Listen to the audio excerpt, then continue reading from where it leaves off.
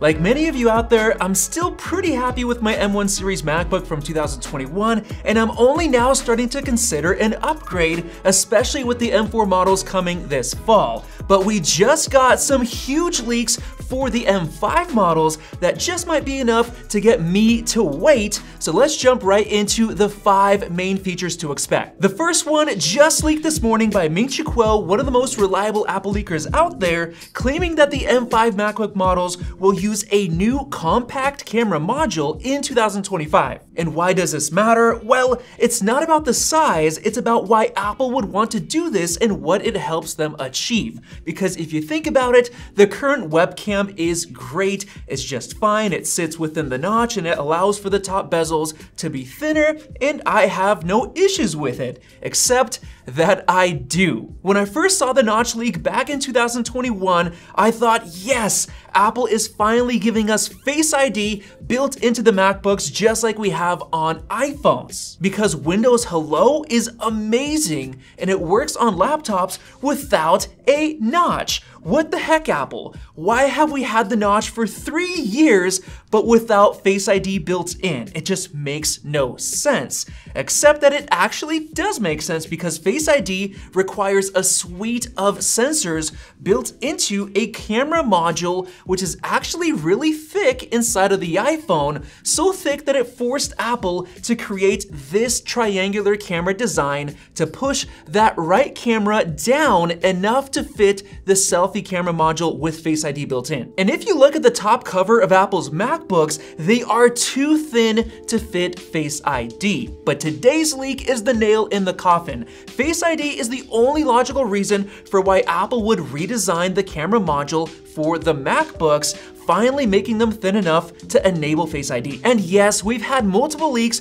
confirming that Apple is working on adding Face ID to their Macs, with Mark Gurman literally confirming it back in 2021 that Face ID would come within a couple of years, and we even had Face ID leaked within Apple's code that was found by 9to5Mac. So based on that, I'm 100% sure at this point that Face ID is coming on the M5 MacBook Pro. But now jumping into the second new feature to expect, we have something that's even more important than Face ID, and that's a brand new OLED display. Way back in 2022, we got a leak from Ming-Chi Kuo that the release date of the first OLED MacBook would depend on the schedule of the first OLED iPad. He said that if the new iPad Pros with OLED launch in 2024, which we know they officially did a couple of months back, then we could see the OLED MacBooks as soon as 2025, which is super exciting because these OLED displays will literally be the best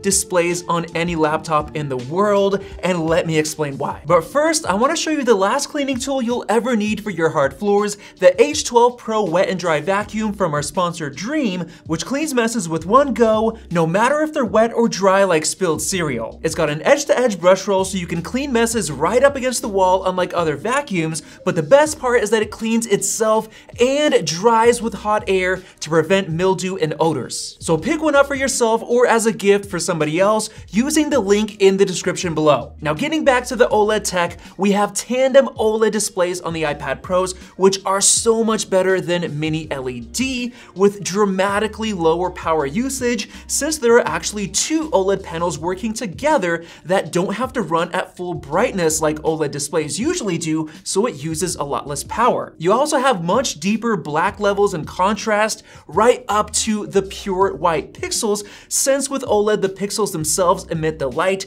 compared to mini LED, which uses traditional LCD backlight tech except split into different zones, which causes this terrible halo effect around bright pixels when watching with dimmed lighting. On top of that, the colors just pop a lot more and it just looks a world of a difference better.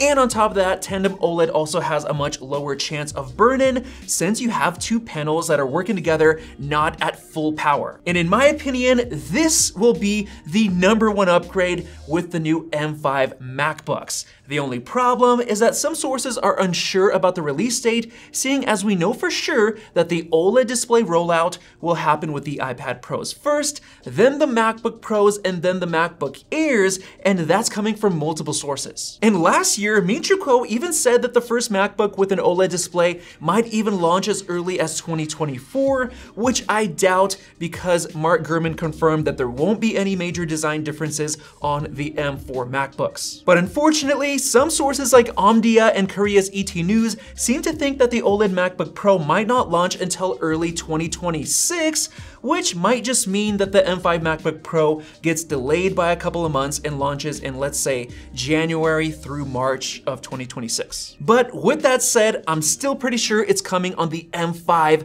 MacBook Pro. And now let's move on to new feature number 3. We have the M5 series of chips. And before you say, well, duh, that's the next generation after the M4, what you probably don't know is that the M5 chip series will be fully redesigned from the ground up, which is probably why we already got a huge leak from a Twitter user who discovered the existence of the A19 and M5 chips within Apple's backend server, showing unreleased app chip IDs 0x6050 through 0x6052, corresponding to the M5 Pro, M5 Max, and M5 Ultra chips. And why is this a big deal? Well, because we got another leak from Economic Daily claiming that Apple will use a brand new, more advanced SOIC packaging technology that additionally combines thermoplastic carbon fiber composite molding technology that allows for the stacking of chips in a 3-dimensional structure,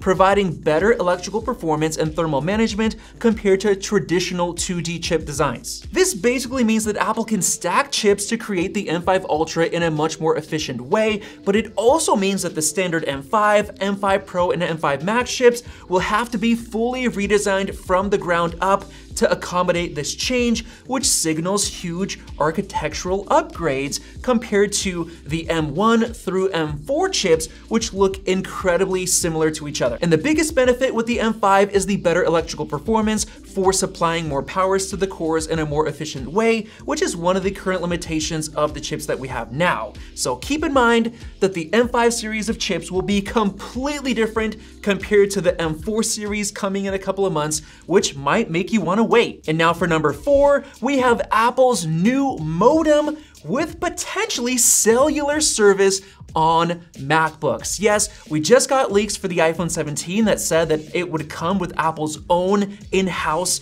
modem with Wi-Fi 7, but the question is, why is Apple making it? Well, likely because they are saving money by not having to pay Qualcomm for those modems, and they're gonna be able to add whatever features they want to add, which for me, the main feature is cellular service for MacBooks, which would be a game changer, and that would allow Apple to upcharge even more to increase profits on cellular models just like they do for the iPads. So imagine being able to use your MacBook anywhere, no matter where you're at, regardless of which place you're at, which might not have great Wi-Fi, or even better, let's say you're on a road trip in your car using your MacBook, which to some people that is invaluable. And yes, sure, there are hotspots, but they aren't the best. In my experience, they're kind of unreliable compared to full-on cell service. And in my opinion, if Apple could put cellular on the iPads, which share the same chips as the MacBooks, there's basically no difference between them. Why not put cellular on the MacBooks as well? I think it's gonna be a huge deal. And finally, for the feature number 5, we're gonna be getting the first full redesign in years, focused on making the MacBooks even thinner with a chance of a massively overhauled MacBook Fold model. Mark Gurman says that Apple is developing thinner MacBook Pro, Apple Watch, and iPhones after making the iPad Pro a lot thinner.